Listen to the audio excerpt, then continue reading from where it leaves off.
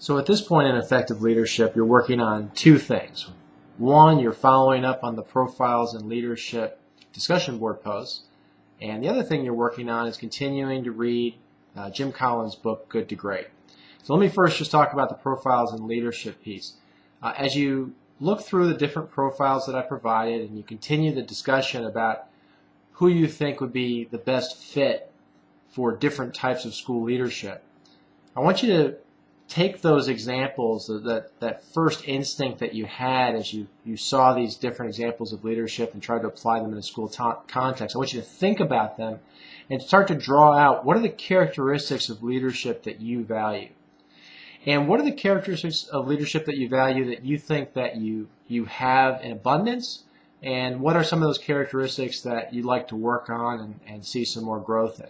So don't just look at this as an example of trying to take characters from history and see how they would fit, but try to understand better about why you would have them fit the way they did. And that's really the most important part of the second piece of this discussion. And as you do that, you'll start to develop a composite of what you think strong leadership might look like, with an understanding that context matters, and that the person who might be ideal for one type of school leadership position might not be the best fit for another. And we'll come back to this exercise over time in this semester to help us better understand how we might fit well into one context better than another, what some of our strengths and weaknesses might be.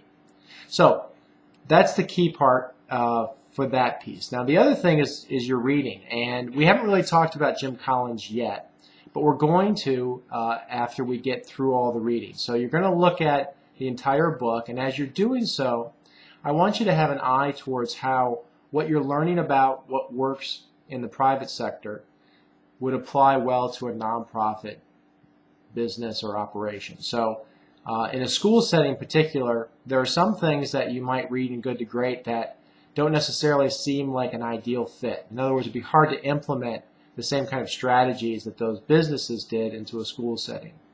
But it doesn't mean that the idea or the underlying theory doesn't have some application to what goes on in schools.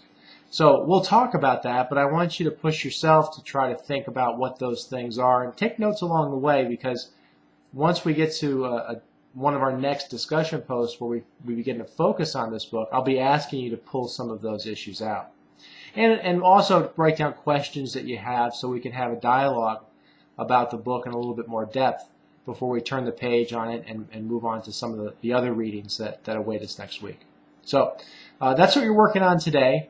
And you'll also find that in the book Good to Great, I think a lot of people read that book and they find not only application to what goes on in organizations, but also some of the interpersonal interactions that people have, whether it be family dynamics or social dynamics they're involved in. So I also want you to think about how do you place yourself in a context where you've experienced some of those Good to Great principles either happening or definitely not happening. And then later on you'll get to hear from the author in a video that I've posted and is available to you near the end of your readings. So as always, if you have any questions, don't hesitate to contact me, and I'll see you online.